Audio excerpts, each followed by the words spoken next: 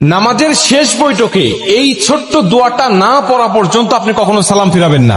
যতদিন আপনি বাঁচবেন, যতদিন আপনি নামাজ আদায় করবেন, ততদিন পর্যন্ত নামাজের শেষ বৈঠকে আপনি এই ছোট্ট দোয়াটা পাঠ করবেন, এরপরে আপনি সালাম ফিরাবেন। এতে কি হবে? প্রথমত আল্লাহ পাক আপনাকে ঈমানের সাথে মৃত্যু দিবে। আপনার মৃত্যুটা যখন হবে তখন ঈমানের সাথে মৃত্যু হবে। আর কোন ব্যক্তির মৃত্যুটা যদি ঈমানের সাথে হয়ে যায়, ভাই, ওর দুনিয়ার জমিনের কিচ্ছুর প্রয়োজন নাই। কারণ শেষ মৃত্যুটা তার হয়েছে ঈমানি অবস্থায়, মানে সে মুসলিম হয়ে, ইমানদার হয়ে সে দুনিয়া থেকে বিদায় নিয়ে চলে গেছে। ওর কবরেও শান্তি, পরকালেও শান্তি, হাসরে, মিজানে, ফুলসিরাতে প্রত্যেকটা ধাপে সে মুক্তি, এবং আল্লাহ পাকের কমপক্ষে 10টি পৃথিবীর সমান একটি করে জান্নাত তার জন্য আল্লাহ ওয়াজিব করে দিবে। কারণ শেষ মৃত্যুটা তার হয়েছে ইমানি হালতে।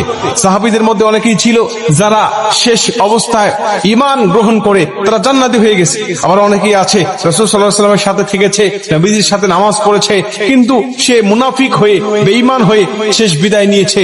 আল্লাহ পাক তাদের জন্য জাহান্নাম অবধারিত করে রেখে দিয়েছে। ঠিক তেমনি ভাবে মানুষের শেষ অবস্থাকে আল্লাহ পাক বিবেচনা করে। ইমানদার হয়ে মৃত্যুবরণ করতে পারলে তার জীবনের কিচ্ছু প্রয়োজন নাই।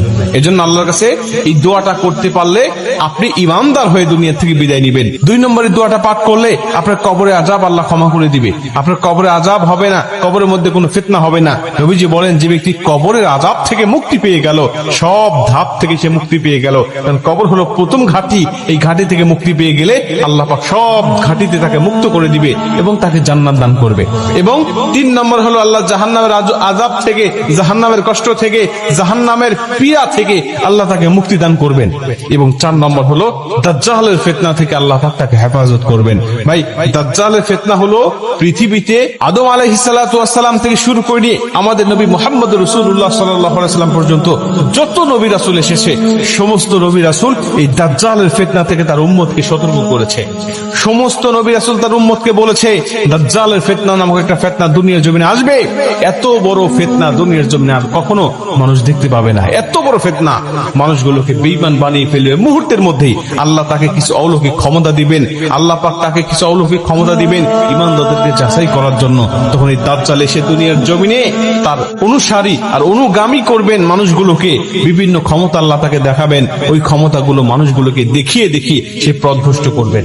এই জন্য আল্লাহ পাকের কাছে এই দোয়াটা করতে পারলে আল্লাহ সেই আযাব থেকে বা সেই ফিতনা থেকেও আপনাকে মুক্তি দান করবেন। দোয়াটা ছোট্ট দোয়া আমি আপনাদেরকে বলি, সেটা হলো আল্লাহুম্মা ইন্নী আউযু বিকা মিন আযাবিল কবর, আল্লাহুম্মা ইন্নী আউযু বিকা মিন আযাবি জাহান্নাম, আল্লাহুম্মা ইন্নী আউযু বিকা মিনাল মাহইয়া ওয়া মামাত, আল্লাহুম্মা ইন্নী আউযু বিকা মিন ফিতনাতি মাসিহিদ দাজ্জাল।